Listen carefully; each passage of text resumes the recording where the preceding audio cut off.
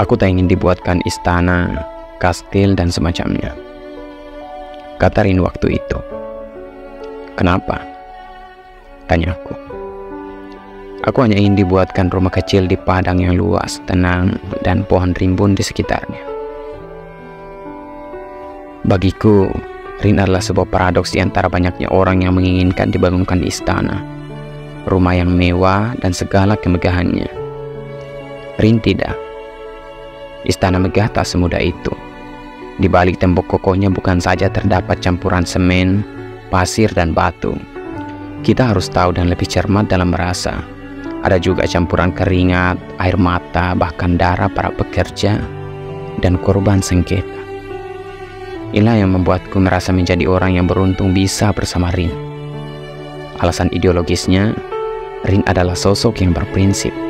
Alasan praktisnya, aku tidak harus membangun istana, atau lebih tepatnya, aku tak mampu membangun rumah mewah, apalagi istana untuk Rin. Payah. Tiba-tiba di balik rasa beruntung itu, aku juga menjadi seorang pengecut di waktu yang bersamaan. Oh ya, satu lagi. Tidak boleh ada pagar. Lanjutnya. Kenapa? Tanyaku lagi. Ia hanya diam, menatapku seolah meminta aku menerjemahkan isi kepalanya. Bagi sebagian orang, pagar adalah penjaga, tapi sekaligus ia juga penjara bagimu. Ketika kau memperhatikan dengan cermat, pagar adalah tembok yang membatasi dan menjauhkanmu dari orang luar, membuatmu berpikir lebih baik dari semua yang ada di luar pagarmu itu, mengisyaratkan ketamakan dan keangkuhan, juga kesombongan. Aku ingin rumah kita terbuka bagi siapa saja. Siapapun boleh bermain di rumah kita, menikmati pekarangan rumah, bunga-bunga, atau sekadar memandangi dan mendengarkan kicauan burung yang dengan lincahnya terbang di antara ranting-ranting pohon dekat rumah kita. Mungkin juga ada yang ingin merasakan udara sejuk di bawah rindangnya pohon-pohon. Kau tahu kan, sekarang kota udaranya panas sekali. Rin berkelakar. Sekarang aku tahu kenapa Rin tidak mau dibuatkan istana. Menurutnya, istana itu tak ubahnya penjara. Hanya saja, penghuninya adalah orang-orang yang menganggap dirinya mulia dengan derajat yang lebih tinggi. Meski sebetulnya kita semua sama saja dengan orang-orang di luar sana, bahkan yang ada di penjara sungguhan sekalipun.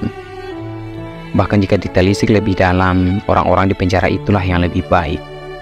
Mereka ada di sana sebagai bagian dari rasa tanggung jawab, ketika orang-orang besar selalu berkelakar dari kejahatannya. Aku menyandarkan tubuhku di kursi menghadap danau. Rin meletakkan kepalanya di pundakku. Sebentar lagi matahari tenggelam. Itulah alasan kami di sini, menikmati senja dan bercerita. Ini bukan yang pertama kalinya. Dan ketika matahari semakin mendekati garis batas horizon, kami akan tersenyum melihat cahaya yang jatuh dan memantul dengan tekstur dan dekorasi warna-warni. Ornamen warna yang sangat melodius, kata Rin lirih. Matahari pamit, senja ditelan malam, kami pulang. Mentari mengintip perlahan lewat jendela kamar. Aroma kopi buatan Rin selalu memenuhi ruangan dan tanpa permisi mengobok-obok indera pembauku. Aku akan bangun dan keluar rumah. Duduk di ayunan menghadap danau dengan secangkir kopi di tangan. Rin akan duduk di ayunan satunya, menikmati coklat panas kesukaannya. Lalu bercerita tentang panti asuhan, gelandangan, perpustakaan kota, penggusuran rakyat pinggiran, dan tentang apa saja, sembari melihat sinar mentari dibiaskan embun pagi yang bergelantungan di ujung daun, sebelum akhirnya jatuh menciumi bumi. Ketika malam tiba, kami akan duduk di beranda rumah melihat kerlap-kerlip lampu kota dari kejauhan dan kunang-kunang yang sesekali berterbangan di antaranya. Dan Rin akan selalu mengajakku bercerita tentang apa saja. Biarpun cerita itu berulang, kami akan tertawa. Malam itu tidak seperti biasanya. Rin hanya diam, tapi matanya berbinar-binar. Sesuatu yang tidak lazim untuk seorang peri yang sepertinya. Aku bertanya kenapa. Kamu tidak merasakan apapun? Rin bertanya balik. Aku sedikit was-was, tatapan matanya tak bisa kuterjemahkan. tapi sorot matanya tetap memburu dan tak ingin berpaling dari mataku. Detak jantungku berpacu lebih cepat. Aku menggeleng, tanda betul-betul tak mengerti maksudnya. Rin mengambil tanganku dan meletakkan di perutnya. Oh Tuhan, kataku tak percaya. Rin hanya mengangguk dan tersenyum. Aku memeluknya erat, sangat erat, bersamaan dengan bunga-bunga yang bermekaran dalam dadaku. Sejak malam itu, rumah kecil kami dipenuhi dengan kebahagiaan dan canda tawa menanti kehadiran anak kami. Waktu terasa berlalu begitu cepat, terus berputar hingga mengantar aku pada satu kalimat yang hingga saat ini tak bisa kuterima kehadirannya. Menghantui dan tak bisa hilang dari ingatanku. Satu kalimat yang aku kutuk. Bayi Anda lahir dengan selamat, tapi ibunya tidak bisa diselamatkan. Itulah kata bidan saat meletakkan bayi mungil itu dalam dekapanku. Sementara di ranjang rumah sakit, Rin, istri yang sangat aku cintai, terbaring tanpa kata, tanpa nafas. Aku meraung-raung memeluk tubuhnya. Waktu terus berlalu, tak ada lagi aroma kopi ketika aku bangun, tak ada lagi cerita dan tawa lepas di pinggir danau dan beranda rumah. Senja tak seindah dahulu. Kicau burung terdengar hambar, ayunan di depan rumah mulai lapuk tak pernah terpakai lagi. Tak ada lagi anak-anak yang datang bermain di pekarangan rumah. Kepergian Rin masih sangat kental dalam ingatan, dan itu membuatku terpukul. Berat rasanya. Hidupku kocar-kacir tak keruan hanya karena kehilangan seorang perempuan.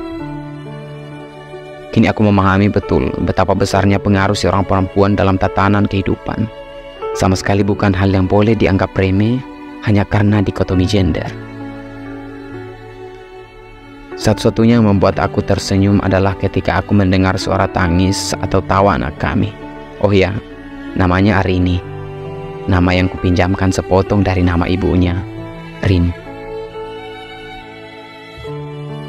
Dari mobil di depan rumah membuyarkan lamunanku. Dua orang berpakaian rapi dengan perut buncit, berjas dan berdasi mendatangiku dan berbasa-basi tidak jelas. Pada akhirnya mereka mengatakan tertarik ingin membeli rumah dan tanah ini untuk membangun perumahan elit, mewah dan megah bak istana. Dan kalian tahu kan, itu hal yang tidak diinginkan Rin. Padahal ini kali ke-21 mereka datang, dan sebanyak itu juga sudah aku tegaskan bahwa aku tidak akan pernah menjual tempat ini. Aku ingat, pernah suatu hari aku dan Rin berdiskusi tentang penggusuran tempat tinggal rakyat di kota. Rin berkata pada aku, "Apa kamu akan mempertahankan tempat ini kalau seandainya suatu saat akan digusur?" Tanpa pikir panjang dan dengan mantap ku jawab, "Bahkan dengan nyawaku." Entah dari mana datangnya, tiba-tiba aku berpikir mungkin aku bisa kembali menata hidupku jika semua bayangan dan kenangan tentang Rin aku tinggalkan, aku lupakan. Pergi ke tempat jauh dan membangun kehidupan baru. Dengan menjual rumah dan tanah ini cukup untuk menjadi modal di tempat baru nanti. Apalagi hari ini sebentar lagi akan bersekolah. Aku tidak ingin dia terjebak dalam kekalutan dan menjadi korban keterpurukan. Begitu kejamnya. Aku tidak akan memaafkan diriku jika itu terjadi. Hari ini kecil tidak boleh hilang masa depan hanya karena ketidakmampuanku berdamai dengan keadaan. Setelah menimbang segala kemungkinan, tekadku bulat. Akan kujual rumah dan tanah ini. Untuk menikmati saat-saat terakhir di rumah ini, aku mengajak Arini menikmati danau di dekat rumah sembari mendengarkan nyanyian burung-burung. Berayun dan duduk di beranda rumah ketika malam tiba sambil mendongeng dan minum kopi. Hal yang sudah sangat lama ku tinggalkan sejak kepergian Rin. Arini sangat senang, aku juga. Semua kenangan bersama Rin kembali terputar dengan sangat jelas, seperti sebuah role film yang dibentangkan tepat di depan mataku. Tiba-tiba aku merasa sangat berdosa pada Rin. Apa kamu akan mempertahankan tempat ini kalau seandainya suatu saat akan digusur? Kata-kata Rin kembali menggema dalam kepalaku. Aku tidak salah, Rin. Kamu yang jahat. Kamu yang pergi meninggalkanku terlalu cepat. Gumamku memperkokoh keputusanku untuk menjual tempat ini. Tidak, Bukan aku yang salah, bukan aku. Kata-kata itu kuulang-ulang pada diriku sendiri untuk meyakinkan bahwa ini adalah keputusan yang tepat. Meski sebetulnya dalam hati kecilku berkata ini hanyalah pembenaran semata.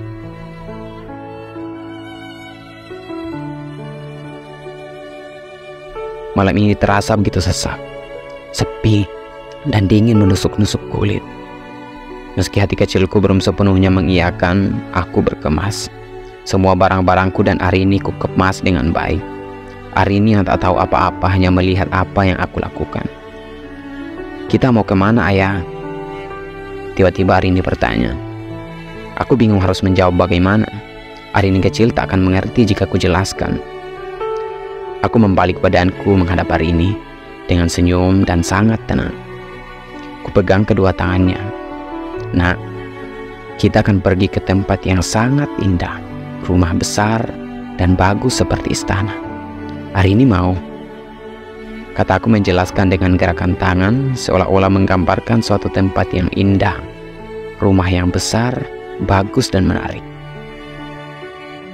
Arini menggeleng cepat. Arini tak suka istana, Arini suka di sini, katanya cemberut. Sebagai sebuah tamparan keras, aku tak menyangka kata-kata itu akan dikeluarkan Arini. Aku memandangnya lekat-lekat. Entah kenapa tiba-tiba aku melihat Rin dalam dirinya. Kata-kata Rin kembali menggema, bayangannya memenuhi pelupuk mataku. Arini kupeluk erat, sangat erat. "Kita tidak akan pergi, Nak. Kita tetap di sini," kataku. Tanpa sadar mataku sembab. Lalu air mata itu bercucuran dengan deras. Arini tersenyum dan menarik tanganku, mengajakku keluar rumah melihat bintang-bintang. Di atas sana, di antara gerombolan awan dan pelangi kecil melingkari bulan, aku melihat Rin tersenyum dan melambaikan tangan.